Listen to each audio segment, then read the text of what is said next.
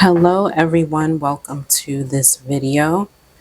In today's video, I wanted to pull some cards. As you see in the title, I wanted to pull some cards on the Divine Feminine. And when I say Divine Feminine, I'm not talking about twin flame connections. I'm talking about the feminine consciousness, the female consciousness. And whether you're male or female, you can resonate with this. You don't have to be female in order to resonate with the messages that are going to come through right now. So, based on, the latest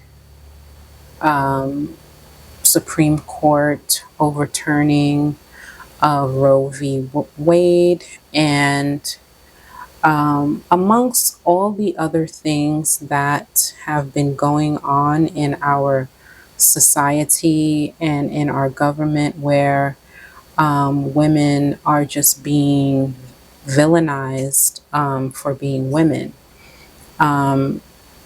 It's been going on for centuries, and I feel like this Supreme Court overturnment has really touched a nerve for everyone, and even men included, because it's just a blatant disrespect of women's rights, women's bodies, and women's reproductive health.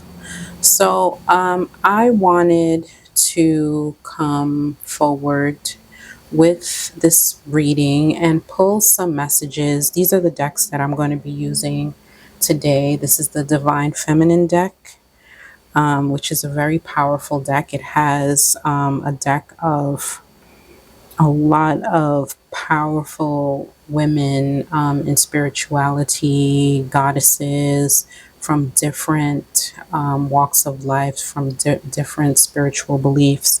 Then we have the African Goddess Rising Oracle deck from Abiola Abrams, someone that I really love and admire her work in terms of the bringing the African traditional religions, to the forefront and kind of making them mainstream for us all. All right, so let's start off with, I pulled this card from the deck, the Divine Feminine deck, the Lilith card, because Lilith was said to be the first woman. Okay, and the message on this card from Lilith is, I am the voice of my body and soul. I choose the life that I desire to live. And the story behind Lilith is that she was actually the first woman with Adam in the Garden of Eden. However, Lilith was very strong-minded, and she didn't submit to Adam. She wanted to live her life the way that she wanted to live it, and she wanted to do her thing, and she really didn't, she wasn't submissive in any way. So she after her expressing herself, I guess, in that way, she was sent from and this is mythology, this is biblical mythology. She was sent from the Garden of Eden, and then so Eve was then created from Adam's, rib. So I guess they felt like, we'll make a woman from this man, and maybe she'll be more apt to follow him, to, submit in a way. So Lilith, I'll read, what it says in the guidebook, who she is. Lilith embodies our sovereignty to declare our desires and do what must be done in order to live them out.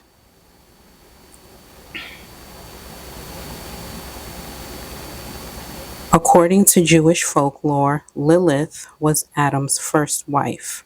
She was created from the same earth as Adam, so when he expected her to be subservient to him, she refused. Lilith explained to Adam that they were equal, made by God. So when Adam insisted again on her submission, Lilith uttered the divine names and flew away. Supposedly, Adam sent angels after her to force her to return, but she was with the archangel Samuel, and she desired to remain with him. Ancient Jewish retellings of biblical stories portray Lilith as a demon.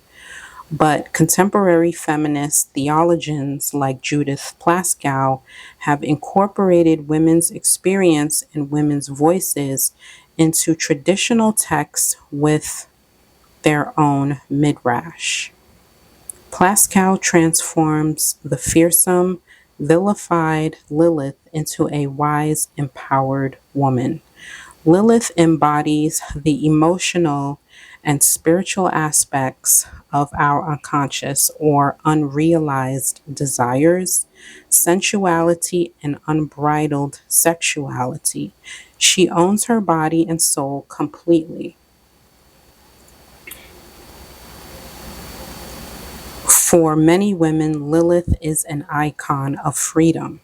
Lilith is the first woman. She is the woman who refused to be dominated or defined by anyone or anything outside of her. And all of these things that are happening right now just really brought me back and put me to mind of Lilith and her energy. And if you follow astrology, you know that there is an astrological point named after her. That we all have in our natal charts, our Lilith. And whatever sign your Lilith is, or whatever house it is in, it's all about what like you that's the place where you need to do some healing about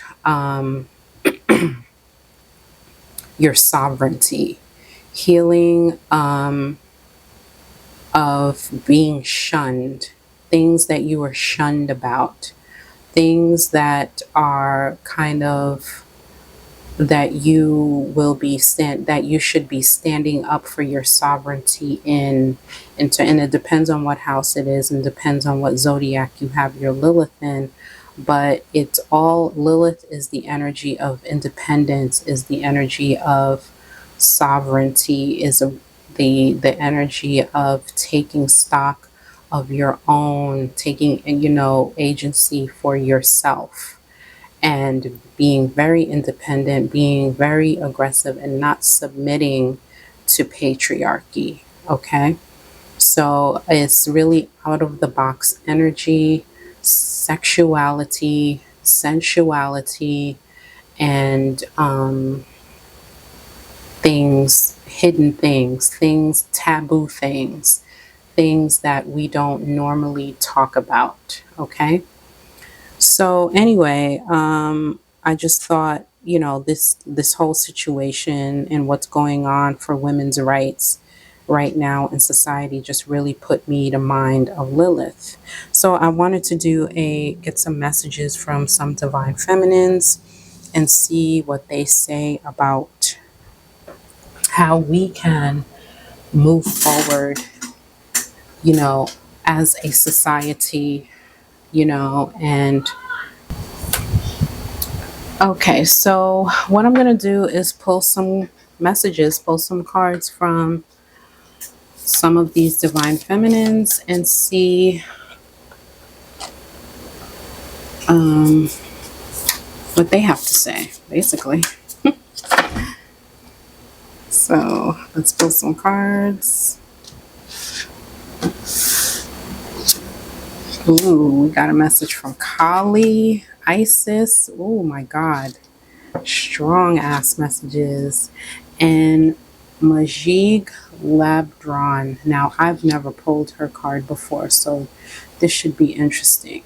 So first we have Kali. And if you know Kali Ma, she is a Hindu goddess, the mother of the universe. I release all that doesn't serve me. It's time to be the truth of who I am. Okay, and her message is always that of always be true to who you are, never settle. Don't hold on to things or people that are not aligned with you, that don't serve your purpose, that don't light you up. Always stay true to who you are. Be very grounded and honest. Kali Ma, as you can see the imagery here, she is a force to be reckoned with. And I personally love her energy. People find her intimidating or scary, but she is a warrior, and she is her strength comes from her passion, comes from that warrior energy that she has, but she also has the feminine energy as well, that softness, that love. And you have to have both sides of that feminine, energy. There's feminine energy is just not, love, light, softness, pink, intuition, receiving, sacral chakra energy. It's also, about confidence and strength and going after the things that you want that are typically quote unquote masculine energies. But as far as I'm concerned, those energies are both masculine and feminine energy, doing, going after you want, creating, loving yourself enough to know when it's time to release things and people, and to stand in your truth. So with Kali, I feel like she is telling us right now to really stand in our truth, to fight the good fight, to be who we are, fight for our rights, and all of the things, And Isis, who is the goddess of magic, all right, an Egyptian goddess. Sexual energy is sacred. My pleasure is a prayer that brings me back to life. Okay, if you don't know the story of Isis, go ahead and look it up. I'm not going to go into it in this video, but she is the goddess of magic, of sexual magic, and definitely major sacral chakra energy. All right, and I feel like her message is really about, for us right now, is to use our magic. Use our magic within. Everybody has the power of manifesting within. Everybody has a way of bringing about change for themselves and for the energy around them. Everyone can manifest in their own way. Again, everyone has their own personal inner magic. Use that magic right now to send a message, to move forward, to make a change, to protest, to whatever it is that you're doing right now, however you feel right now. Because a lot of us, and I was saying this to my daughter the other day, well, today actually, all of this makes me feel helpless because I feel like I can't do anything. But, I really thought about it, and I can do what I can do that's within my purview. You know what I mean? And it's this. So, in bringing forth these messages of encouragement and of enlightenment for those who watch, and Isis is telling us to use our inner magic, whatever that may be. However, you step forward in this world, use that to bring forth your message of whatever that is for you. Now, I'm not sure if I'm going to be pronouncing this right, but I'll take a stab. Makhig Lebdron, the diamond-hearted Dakini. I see the light in my own darkness. I face my ego beliefs to feel free. And this is a really powerful message right now, because there's this country is very, very dark. And I know that, it's the United States of America, a land of the free, home of the brave.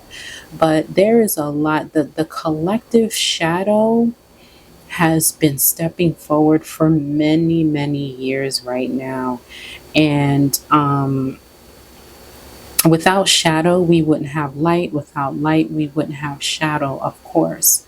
But there is a lot of darkness that has been stepping forward for a very long time.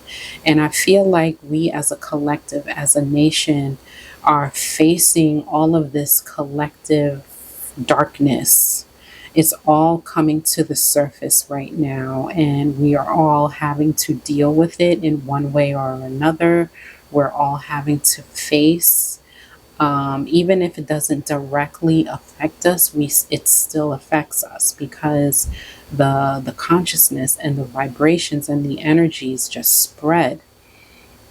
So it's really time for us to really face these collective shadow issues that are going down right now, and face them so that we can deal with them, work with them, work with the shadow, deal with the shadow, and step into the light. Okay, now working with your shadow, working with the collective shadow, I should say, is not a light switch. Okay, it's a process, because as you can see, now that the pandemic is winding down, now we have these other issues. We have war going on. We have another potential disease that's kind of ramping up.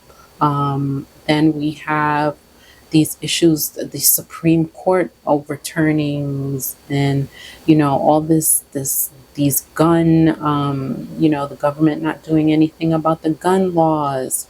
All of these things are coming to the surface so that we can deal with all of this darkness. And it's going to take a while. It's going to take years for us to flesh out all of this darkness, all of this shadow, so that this whole collective can step into the light. Okay.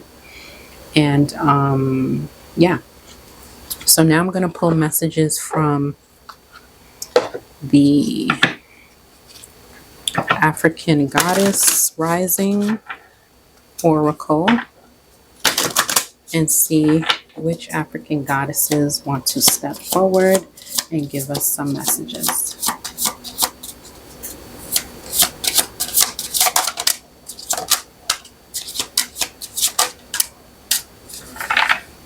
Beautiful. Yes. Okay.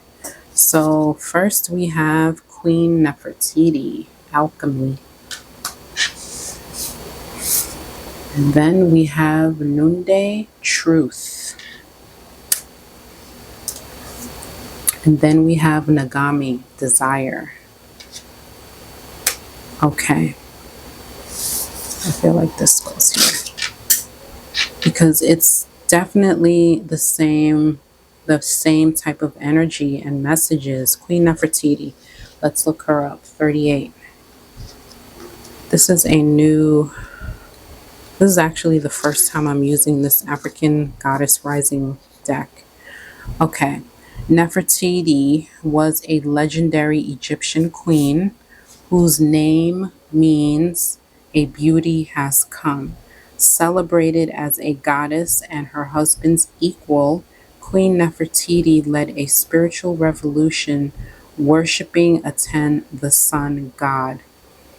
It is time, Queen Nefertiti's guidance. It is time you turn everything that life throws your way into gold. You are on the path to fulfilling your purpose. You are an alchemist. You have the power to bend universal energy. Dare to transmute lead into gold by shifting from fear to love. Everything you desire exists in some form of loving energy. Match this frequency. See it in your mind's eye first. Imagine it. I am loved fully. What does it look? What does it look like, taste, or smell like to be loved unconditionally? I am happy and healthy. See it. I am a money magnet. What does it feel like? Yeah.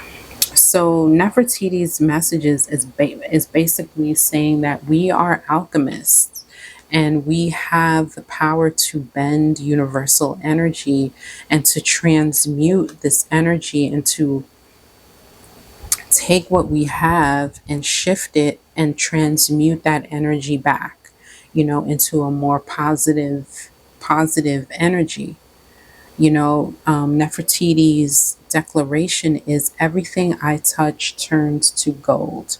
So no, and I feel like it's also the message here is what I'm getting is that no matter what the challenge, no matter what the adversity, we still have the power to transmute the energy. All is not lost.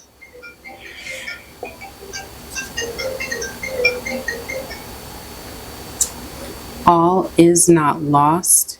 We still have the power to make changes. We're still in the game here. We can still fight, okay? And we can use our alchemy, our inner magic to do so. Okay, so the next one is Nagami, and the keyword is desire. Let's see what she has to say. Nagami, goddess of desire, Ashanti Akan. Her element is air. And also Nefertiti's element was fire. I forgot to say that. Nagami is the triple moon goddess of the Ashanti. Every new day, this mother goddess rebirths the sun, shooting life into us with her moon bow. Her lunar rays illuminate suns. Dream bigger. Puny desires constrict you. Your desires create your life, so allow them to flow boldly. All right, what do you really desire? Get specific, see it, smell it, feel it, call it in now. What you desire desires you. And I feel like that this message from Nagami talks about seeking out what you truly desire. You know what I mean? And when you seek out what you truly desire, then it manifests tenfold for you, because that saying, what you desire, what you seek out is actually seeking you. So it's not like what you're seeking, you're just attracting it. Okay, so it's all about tapping into what you really desire and tapping into that and attracting that right back to you. And what we desire now as a collective is, equality, you know what I mean? Sovereignty. And the right to do as we please without being governed by a government who has an ulterior motive, has ulterior agendas. So the next message is noonday, truth, right here.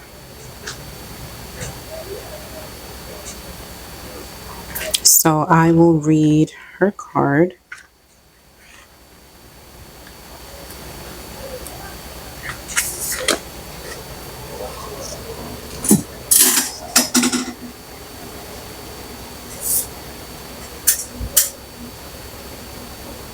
Noonday, goddess of truth.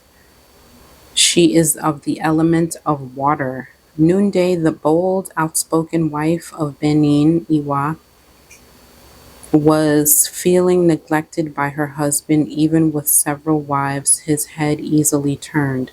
So Noonday lived her truth, took her own lover, and became her own best friend.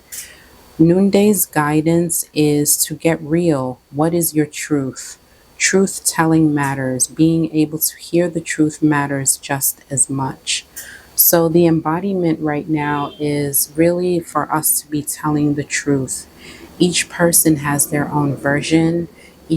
Everybody has their own story, and speak yours. You know, your words have impact, no matter what you may think, no matter if you feel like the words or what you feel are very minor, your words have impact.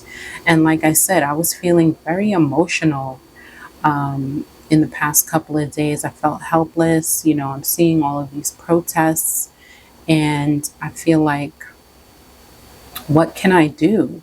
You know, but I can, like I said, I can do things within my own domain, within my own purview, and this is it. This is what I do, and everybody has their story to tell about healthcare, you know, reproductive rights, about abortion, and all of the things. And I feel like everyone has their own story of sovereignty, and I feel like that's what we are all desiring right now. You know, desire our truth. Everyone has their own stories, their own truths, their own desires, and their own inner magic, their own way of alchemizing, their own way of taking things in and then transmuting it and sending out that energy to get the things that we want. And I feel like, you know, like we shouldn't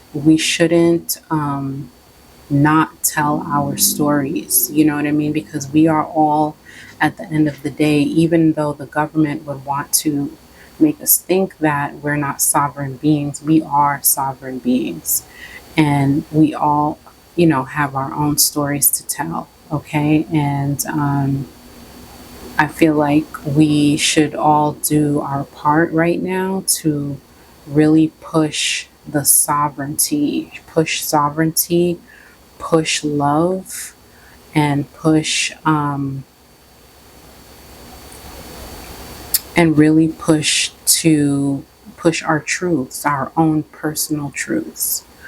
All right. So I hope I wasn't all over the place. I don't know, I was really called to do this, so I did it, and I hope it helps somebody out there. And if you'd like to reach me, my information is in the description. Please go ahead and like this video, subscribe to my channel, and I will see you guys next time. Take care.